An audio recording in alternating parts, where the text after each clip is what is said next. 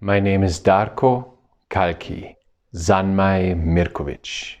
Welcome to today's episode, the second part of the True Hero's Journey, where today we'll be exploring the middle status. So we have been in the low status, we've seen the fractalization into different personalities, and now we're going to go into the middle status.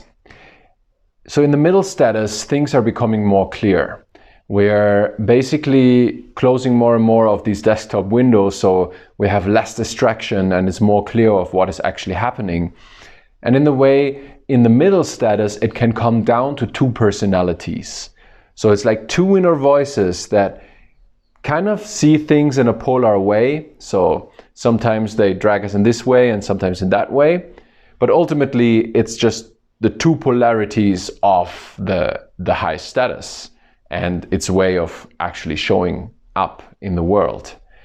So within the middle status, there is two dynamics of being in the middle status, and one is going down and one is going up. So one is going back into the low status or working towards the low status and a greater fractalization of the personalities, and the other one is unifying them all ultimately to reach the high status.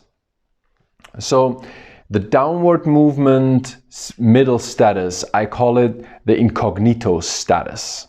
It is when we still use control to determine what aspect of ourselves to show or which of the two personality types to share. So the incognito status is one where a certain type of secrecy is being applied. So I'm kind of open, I'm outspoken, I'm kind of consistent because I'm not shifting so many times like in a low status, though at the same time, I am still fractured inside. And so it's like a compartmentalization inside that makes me want to be seen in a specific way, and therefore it's control-based. It's my mind trying to determine the outcome instead of letting the heart guide the whole being. And in a way, it is fueled by the fear of disappointing. I'll come back to the disappointment because it's a very important issue, what it means to disappoint someone or yourself. And basically, the incognito status is driven by two questions which are similar to the questions that got us out of the low status. The first question is, what do others think of me? So basically, how am I being perceived, right? And the second question is, how do I see myself? Obviously, if I see myself as very important because of the title or whatever I've went through in my past, then I'll have a different expectation towards the outcome of the situation when I communicate something than, well, if I see myself as a humble person that is just trying to figure out what is my part within this specific situation. So basically, what personality do I show to receive the attention? That is the main fundamental part of the incognito status. And you'll use trickery or any kind of deception or even down to outward lying, usually without noticing it, in order to achieve what is generally known as people pleasing. So I'm being perceived in a nice way, so everything is good, right? No, it's not, because it's an illusion. Basically, what an incognito status is doing is repeating old personality traits. So it comes again down to the fact that I find myself in a similar situation that I've been before, and now whatever worked back there, I will apply again, or I'm more likely to use that approach again without actually feeling how I feel now, because I have changed. It's a different situation, but it's similar enough to copy and paste the response that I had back then, believing that that will bring the specific outcome. So we can find ourselves in the incognito status by realizing that the outside resistance is rising. So whatever I'm doing, by observing that things get more and more difficult, I can figure that I'm in the incognito status. I'm not fully authentic. I'm still trying to control the outcome. Another way to observe ourselves to be in the incognito status is that there is this friction that we can perceive between the inside world and the outside world. So I see a difference between how I think it should be and then outside how it turns out to be. And in other words, it is an either-or mindset, because incognito status is caught up in the polarity of those two personalities that are fighting for attention within, or fighting for who is leading, who's on the steering wheel of the experience. And therefore it's an either-or mindset. It's very, very polar. It's either that or that. It's a very black and white personality, and also a very black and white perception. So when you find yourself unable to listen to someone who has a totally different opinion about a topic, for whatever reason, and you're not even able to listen to it because you know that your way is the right way and it needs to apply for everyone, that's another way to realize that actually you're in the incognito mindset or status.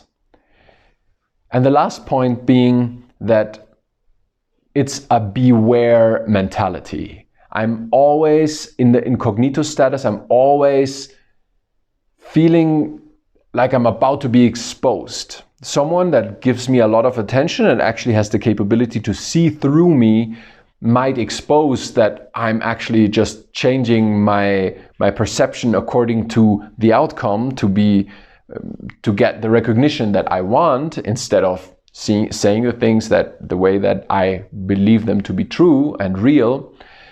So it's a beware mentality. I expect an attack. And it's not the whole person that is in a beware state, but it is the incognito status that is at the steering wheel in these kind of situations, that is all the time in a certain amount of tension in order to repel the attack, to stay in secret, to stay in control, to keep continuing manipulating the situation in order to get the outcome that is being sought for. The second side of the middle status I call the transparent status. And the transparent status is the one that is slowly but surely moving towards the high status. In a way, it's very similar to the high status, because the same principles are applied, though at the same time it is a dipping in and out. It's not being so sure of oneself that there's never a repetition, there's only the staying in the now, and therefore that's why it is the transparent status. So the transparent status has healthy boundaries. That's one of the things that you can really realize that you're in a transparent status, because you are the way that you are and you don't have anything to hide, because that's the way that you are. You are authentic and you're able to look at your shadow side reflected towards yourself through others by realizing that this is another opportunity to learn. Something that the high status does in a way automatically and all the time, because he's in a total space of acceptance. The transparent status is still going through his own struggle, accepting that there is some kind of struggle, knowing that through being authentic, it will conclude in an actual healing, which is to achieve the high status. So a transparent status is fueled by inspiration and excitement. So whatever comes up and shows that it's time to be doing this or that,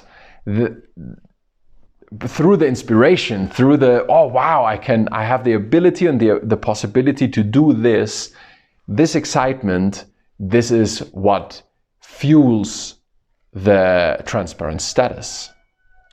And instead of the questions that an incognito status has and, is like evolved around, the transparent status has answers.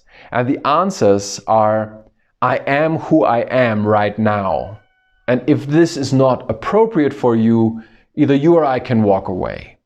I don't have to be entangled with everyone or connected with everyone. I don't have to be liked by everyone, but I have to be me. I have to be authentic enough to show up the way that I am instead of looking for a certain outcome. So a transparent status is less focused on the outcome than the actual procedure of staying authentic. So a transparent status works through the integration of all personalities. So another way of saying that is that it's an and mindset. So I used to be 5 and thought the world was this like that, the way that I thought it was when I was 5. And now I'm 40, so there's all these different perceptions of life, and I'm not either this or that. I am that and that and that and that and that. And so suddenly I have all catalog of possible responses and perspectives that I can choose from in order to see which one is the one that inspires me the most to actually contribute something to the situation that is loving. We can observe ourselves to be in the transparent status by realizing that the external resistance is declining. Things are getting easier. We can observe ourselves not getting triggered the way that we used to get triggered by certain things. We can just choose our response. We do not react necessarily. And even if we react as a transparent status, we can laugh about ourselves. Ha, it got me again. But yeah, all right, no worries. I'll continue staying authentic. Another thing to observe ourselves to be in the transparent status is that the inner world equals the outside world. And that is a very trippy experience because it can come down to, in a way, seeing what power we have towards a situation. It is a little bit like, I don't know if you specifically have experienced that, but a lot of people that I spoke with experienced something at least very similar, which is you come to a party and you're in a kind of like, not really in a dancey mood, not really in a party mood, but you tagged along and you arrive and it's as boring as you kind of expected. People are not dancing. It's really like the energy is kind of slow and stagnant. And then at a certain point you realize, but what the heck, I am at the party, might as well celebrate and have fun. And the moment that you make that choice and you allow yourself to have fun, the whole atmosphere shifts and people start dancing and being more joyful and the whole experience shifts. So this is like an example for what it means that the inner world and the outer world are equal, where our own inner choices literally reflect in the outside. And they do that all the time. It's just that once we are in a transparent, authentic expression and status, we dare to stay in this authentic experience of this correlation between our inside world and the outside world. So yeah, like I said, it's an and mindset. I'm not getting stuck in the polarity. Two opposing perceptions or opinions or facts can be paradoxically perceived as true. And it's really funny because the ability to accept the paradox is where the mind really starts to slow down and be more on the back seat than in the front seat of trying to control the outcome. And ultimately, the transparent status is in an aware mentality. So instead of being beware, where I expect a threat or an attack at any time, I am aware of where my inspiration lies. And as a transparent status, I train the ability to not respond until I feel inspiration. I'm able to wait for however long it takes before I make up my mind, because inspiration is not there. I'm waiting for the moment where inspiration kicks in and then I act upon it. So it's more a waiting for the window of opportunity with the readiness to jump through than to force myself through the wall. And so finally, the only thing that really helps to stay in the transparent status, well, obviously being authentic by accepting that we are the way that we are and letting in new perspectives and ideas in order to refine who we actually want to be in the deepest sense, not just of what we learned who we are, but what the discovery process of who we are unfolds in the now. So it is ultimately just awareness. To be staying in the present moment and experience it. So the transparent status is also way more brave than the incognito status. The incognito tries to control, where the transparent dares to feel the situation, dares to be changed by the situation, knowing that he'll come out on the other side. It doesn't have to uphold a specific inner perspective in order to come through to the other on the other side, realizing that, oh wow, I thought it was like this or like that, and now I realize it's different. And that's where disappointment comes down. In the German language, the word for disappointment is Enttäuschung, and it literally translates in disillusionment. And I see that, I believe this word is a very good example in how a language can be self-explanatory, in the sense that when we disappoint someone, we disillusion them of their own expectations. And whereas the incognito status is afraid of this type of dynamic, the transparent status actually encourages it. It's so interesting to get an honest and clear feedback from someone, because as a transparent status, I'm not looking for how am I being perceived. I'm focused on whether I am in my inspiration or not. Is what I'm doing actually working for me? Am I honestly enjoying what I'm doing? And then ultimately, if I have a different opinion, am I going to state my opinion honestly?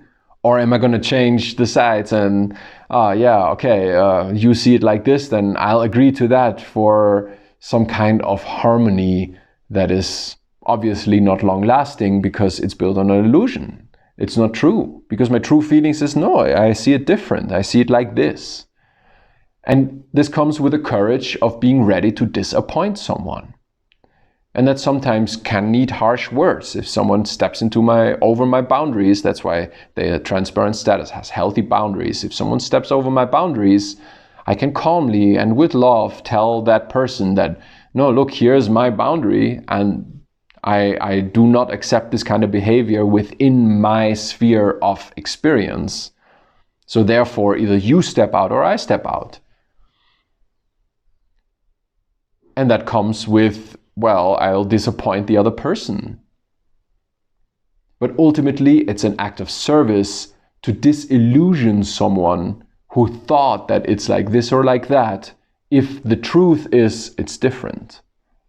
So if someone expects me to react actually in a specific way, and I then respond realizing that there's an expectation attached to the situation and naming it, then there's a healing for both of us. For me, because I've expressed and released the energy that otherwise would have become anger or another stagnant version of explosion, and on the other hand, the other person has the chance to learn how he or she is behaving.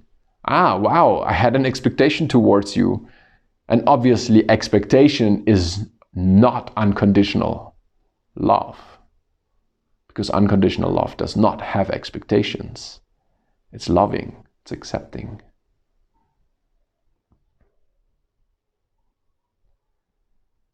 So yes, awareness is key.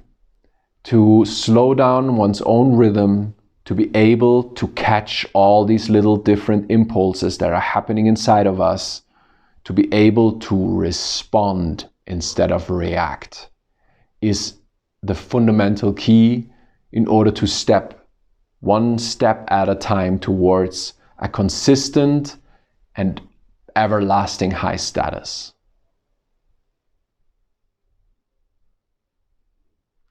Thank you for tuning in. As always, I appreciate comments and feedback. It's always interesting to get different perspectives, to enrich my experience with other people's perception. So thank you for liking and sharing. And until next time, my name's Darko Kalki Zanmai Mirkovic.